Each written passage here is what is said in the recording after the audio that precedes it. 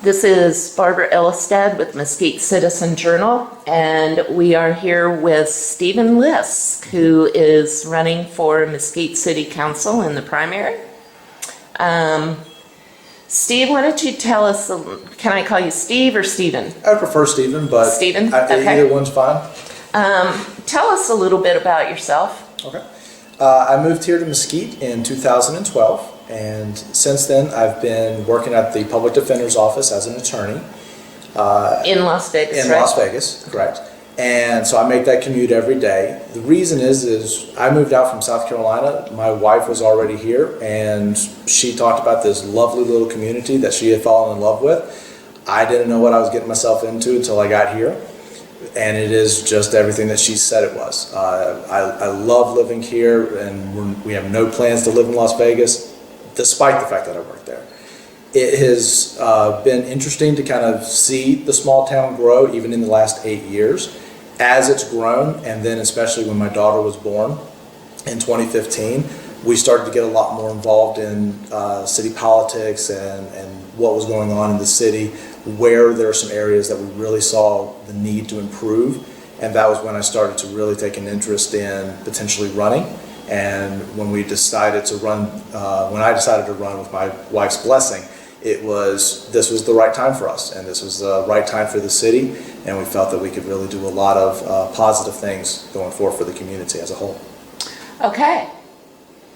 It's often noted that city council candidates are only seen in meetings and activities once they place their name on the ballot. You've not regularly attended a lot of meetings and activities associated with government. I know you've been at some. How do you convey confidence that you are familiar with the issues and are able to make decisions and solve problems? So the best way for me to convey confidence is to have people ask me questions directly, and I'll be able to answer the questions and to the best of my ability. The way that I keep involved, because you're right, I'm not at every single meeting. That doesn't mean I'm not watching.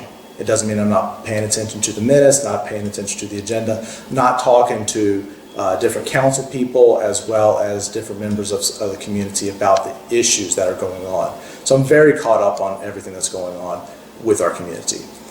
There are reasons to go to council meetings, and I've always attended those meetings and made time when there was something I wanted to contribute. If I wanted to stand up and say my piece, I was made sure to make sure I was there. I have 2 small children. I work in Las Vegas. It is very difficult for somebody to make those types of meetings just to sit there and not be a part of it because you wanted your face to be there. Okay. For me, I've always made sure that I'm staying up on it. I've also worked it out with my employer, the Clark County Public Defender's Office. If I'm elected, I'll be able to make those meetings because I'll be more engaged in them. Okay. The city is now facing its biggest budget challenge because of the business shutdown associated with COVID-19 crisis. So the next few questions are going to pertain to that subject. Okay. It's possible the city could lose up to 40% of its revenues over the next year. Since almost 80% of the budget is spent on employee salaries and benefits, how do you anticipate bridging that gap if you're elected? So I think the best thing at this point is to keep an open mind with regards to having to make these tough decisions. It's premature, in my opinion, to be making decisions one way or the other about where those cuts need to be. We have some great staff at City, and we have some great department heads. They understand the difficulties that lie ahead. They understand what their needs are. We need to have the public involved, and we need to have the council involved in those tough decisions. We're going to have to make cuts. Not only is 80% of the budget wrapped up in employee salaries, but about 50% of the budget is, I believe, wrapped up in public safety. And it's going to be very tough to make some decisions going forward, which is why it's important to have people that understand keeping an open mind, getting the relevant information, and making the decisions as best we can. But we also need to hear from the community. We need to be hearing from the community, what do these services mean to you? Rec center, what does it mean to you? Senior center, how does that impact your life? Because it is difficult to make those decisions for council, for anybody that don't get that information. They don't see the real world effects. It is very easy, I think, to just sit behind a desk and make decisions based solely on numbers. We're a community, and we see the real world effects. We want to hear from them. I would want to hear from them so that I can make the best informed decision. These are tough decisions, and you're not going to make everyone happy. But you have to do what you need to do to ensure that the most amount of services that we can be providing, we're providing. And then we're putting the city in the best situation going forward so that we can have the shortest recovery time and get back to full strength. Okay. If you had only two choices, Okay. which would be your first and second? Excuse me, no, I don't have COVID. It's okay, I'm 6 feet apart. Yes, we are. Laying off employees to help bridge the budget gap, or asking all current employees to take a 10% pay cut?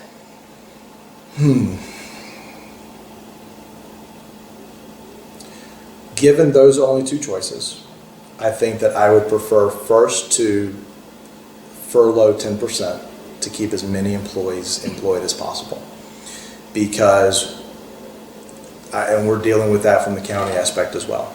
And there's a possibility that county employees are also going to take a reduction. And for me personally, I would be willing to take a 5%, 10% decrease if I felt that my ability to do that would save 5 jobs, or how many ever jobs it worked out to. So that would be my preference. I'm hoping that we Just to clarify, Yep. so you would rather have employees take a 10% pay cut than laying off employees? Correct. Okay, I just wanted to clarify. And I appreciate that. These are real people that we're laying off, and there are times when unfortunately that's the only alternative that we have.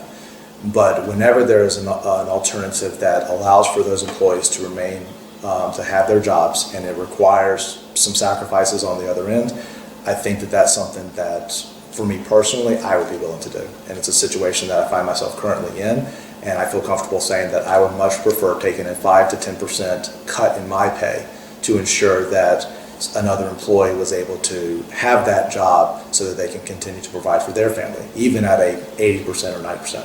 80 to 90% pay to that person is a lot better than zero. Okay. All 3 employee unions with Mesquite, that's police, fire, and rank and file, are due a 5% pay increase July 1. If you were on the council right now, what would you do about that? I would immediately be having the conversation with these unions, explaining in great detail the situation that the city is currently finding themselves in. Not because they don't know, but because you need to have the relationship with these unions to be able to say, it's not that we don't necessarily want to give you everything you're asking for and that in all honesty you deserve, but we have to make these tough decisions. And so have the conversation with them and to try to get on the same page. It is important that as the budget season is going on, as much as the city as well as the different departments, that we're all on the same page as best we can.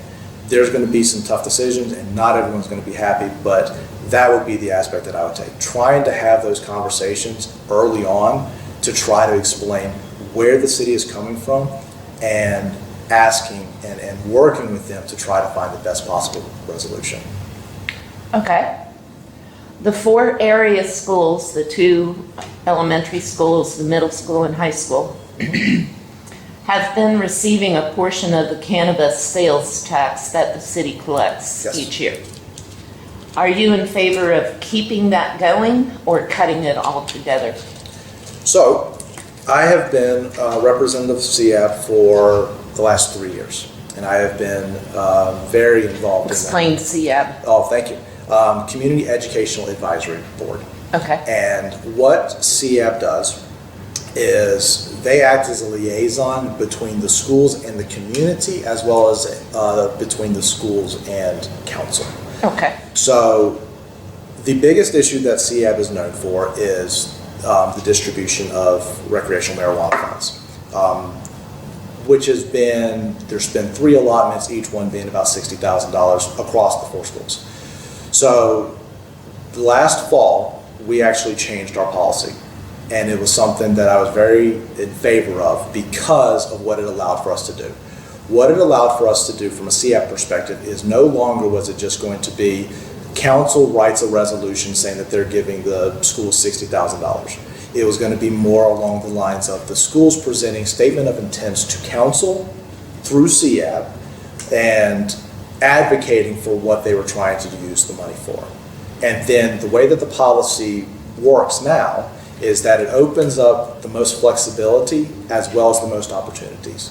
So, for example, the way that the policy is right now, the schools requested about $75,000 in total across all 4 schools, which is an increase. And that was something that I was in favor of. However, now that things are coming up, council has a tough decision to make. Can they afford that $75,000? Council needs to make that decision, and with the community involvement. CAB's perspective is going to be advocating that that money needs to be spent to our schools.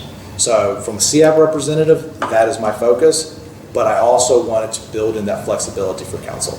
So a more direct question, I am in favor of having that flexibility for the schools. I think that we've done a lot of good with that. I think that there's a possibility to do a lot more good with those funds, but I always wanted to make sure that council had the ability to fund as many or as little programs as they were able to. And there was, I felt that there was a lot of support on council for that program. Okay.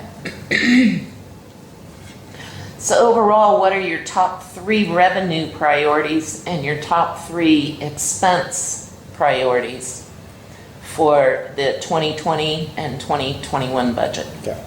So with regards to expense, I think that there are certain areas that as a city we absolutely need to keep a focus on. We absolutely need to start addressing and continue to address affordable housing. We absolutely need to be focused in on doing everything that we can to bring in new businesses and economic, and that costs money from a city standpoint. There are programs, there are services that we currently have that, unfortunately, yes, they cost money. But at the same time, this is not the time to go back into a shell and hope for a magic storm or for magic after the storm passes. We need to be diligent, we need to be aggressive as we can, and spending the money as we can to address these problems because they're not going away. And then the final expenditure I would look at from I do think that it's important to invest in our children, as well as not just the schools, but also programs that we have, the rescue program that we offer. We're working on trying to get more fire training, as well as to partnering with CSN. These are avenues that I think an investment today in our children is going to pay huge dividends down the road. Because if you invest in your future, then that future is going to be committed to you going forward. With regards to revenue, I would look at it from you have the rec center, which brings in which brings in money for the city. I understand that there's some issues. I have not seen the numbers that they were talking about at the last council meeting. That's something that I think is important. It is a service, but it does provide for particular revenue. There's also, I had a conversation with an individual over at the senior center where that is an opportunity that we could be allowing for different programs and everything to actually increase revenue at the senior center in terms of actually renting out the space. Because if you haven't been to the senior center, please go, because it is amazing what they've been able to do just recently. And as soon as that opens up, I think that you're going to see a lot of groups want to go to the senior center and potentially be able to rent it out for different programs or different events, and that would be potential to offset some of the costs and increase the revenue. And then for the final one, I think that, I would love to see more opportunities and more programs for families. I think that that's something that we don't offer nearly enough. There's a number of other cities that have different types of parks or different types of play areas or different types of movie experiences where the cost is minimal because you can get donations, you can get grants, but at the same time you're able to recoup some of those costs and actually start to build a little bit of revenue.